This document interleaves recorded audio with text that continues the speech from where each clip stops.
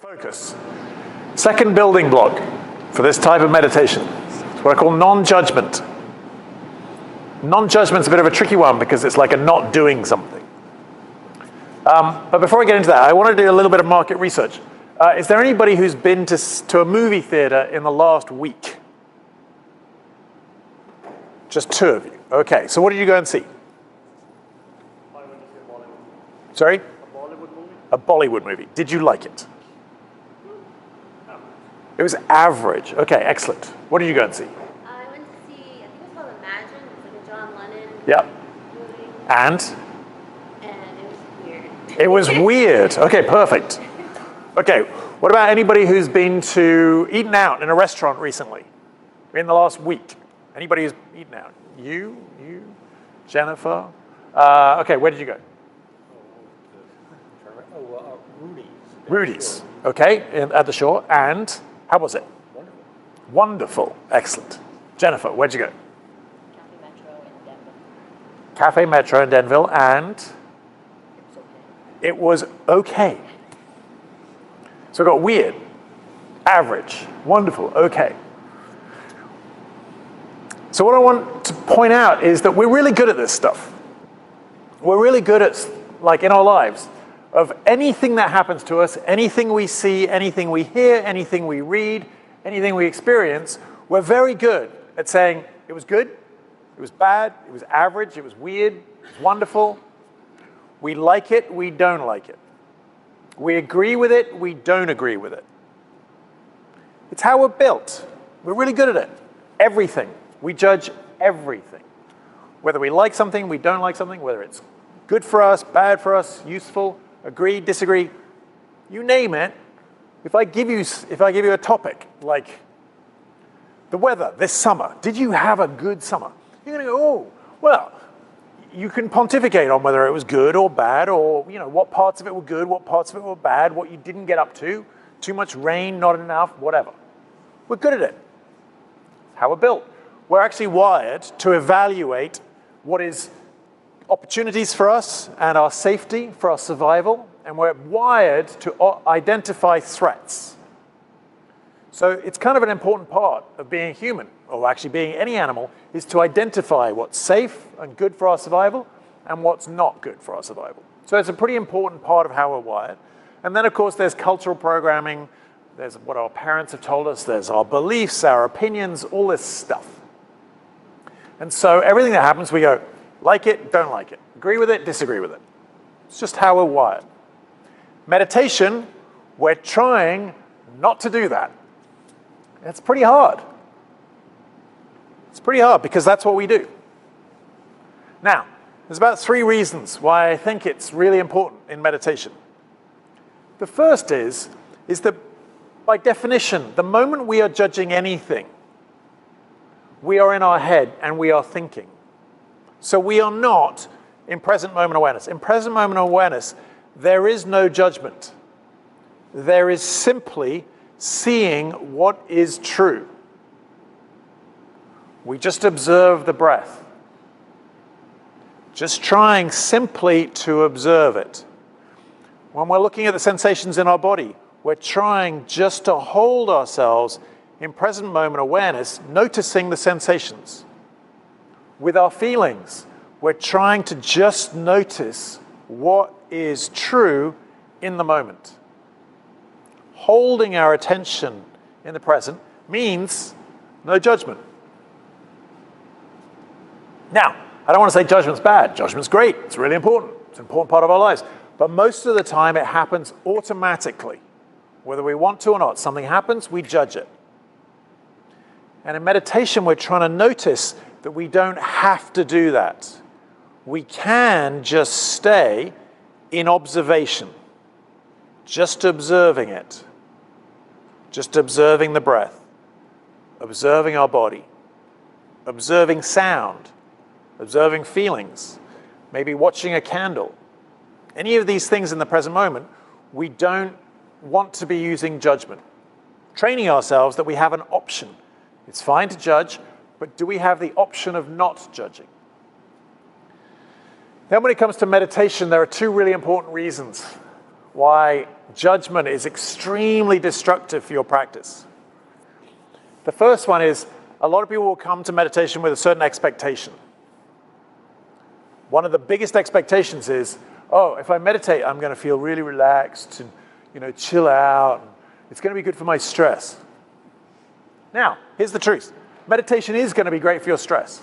If you do it regularly, most people, like 95% of people who meditate regularly, say it really relaxes them. It calms them. They are less affected by what happens in life. They're able to get a little bit of distance between events and how they react to those events, so that they are just generally a lot more calm, less agitated, less anxious. It's great for blood pressure, all sorts of things. However, that must not be the expectation in a meditation. If you go into a meditation and you are really stressed, and you're expecting that the meditation is going to de-stress you, what's going to happen in the meditation is you're going to notice, wow, what's true in that moment? I'm really stressed. I'm feeling very anxious and upset. There are lots of things that are wrong. And if you meditate and you do it right, you're going to feel that.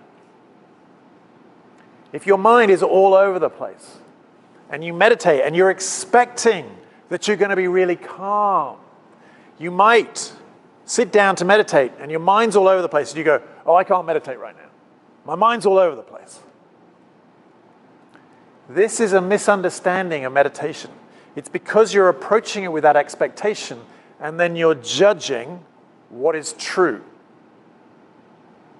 If you can sit with the meditation and simply observe what's true, what's going on in the present moment, without judgment, you'll see what's true. And what's true might be you're pretty anxious, you're pretty upset, you're stressed. It might be your mind's all over the place, you're thinking about a million things. That's what's true in the moment.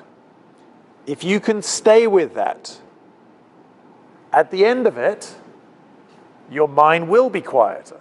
You will be less stressed. You will be less upset. But you must not judge what's true in the moment. Otherwise, you'll just go, yeah, this meditation isn't working. I'll come back and I'll do it later. It's very important not to judge the moment. The other aspect of it is that if when you meditate, you like that experience of being focused in the present moment. I love that moment. When you get it, it's like there's a stillness and it's kind of exciting. And there's an energy that flows when you find that little moments of perfect awareness. It's pretty cool. It's like you go into a deeper part of yourself. One of the analogies is like the ocean. And there's all this stuff like big waves on the top of the ocean. And that's what we experience most of the time is the big waves. But sometimes in meditation what happens is we can go deeper. And once you get underneath the waves, it's all pretty calm actually. Whatever's going on the surface, that can just keep going on. But once you go a little deeper, the water's not moving around much underneath the surface of the waves. And that's sort of what we're doing in meditation. We're sort of going a little deeper and you feel a bit calmer. So that's really nice. But if you're getting distracted all the time, and you notice you're distracted, and you go, damn it. If you keep telling yourself you don't like noticing that you're distracted, your mind will stop noticing that you're distracted. Your mind tries to do whatever what it thinks you want to do. Like I tell myself intellectually, stop eating cheeseburgers. But really, I keep telling myself, but I really like cheeseburgers. So my mind keeps going, well, if you like cheeseburgers, eat cheeseburgers. So I see a cheeseburger, I'm like, ooh, I like cheeseburgers. And that's true for everything in your life. Your mind will try to do whatever it thinks you want it to do. Your subconscious. You keep telling it, I hate watching the Giants because they suck. But secretly, you're like, ooh, I want to watch the Giants. So you keep putting yourself through torture and watching the Giants. Your mind will keep doing what it thinks you want it to do. If, when you're meditating, you notice you're distracted and you go, God damn, I'm terrible at this meditating thing because my mind's all over the place. Your mind will just stop noticing. And this is really important. And then when you sit down to meditate, all that's going to happen is you're going to sit down, you'll be in an uncomfortable position, and then you're just going to daydream for 10 minutes. And you're not really going to meditate at all. And you might feel a bit better afterwards because you sat down and you slowed your breathing. But you won't have actually done much meditation because you won't have noticed when your mind is distracted and then brought it back. It's very important, if you possibly can, to try to avoid judging yourself for losing focus, because otherwise you'll stop noticing. And I see this happen all the time. People say they sit down to meditate, and all that happens is they just daydream for 10 minutes. And there's nothing wrong with daydreaming for 10 minutes. It's just not meditation. So if you possibly can, when you notice you've got distracted, try really hard not to judge it. Try, if you possibly can, either just to notice it, go, okay, I'm distracted, back to the breath, or even to celebrate it. Go, oh, cool, I noticed. And then your mind will go, ooh, he likes, or she likes, I like noticing when I'm distracted. And it'll get much better at noticing where your mind is in any given moment.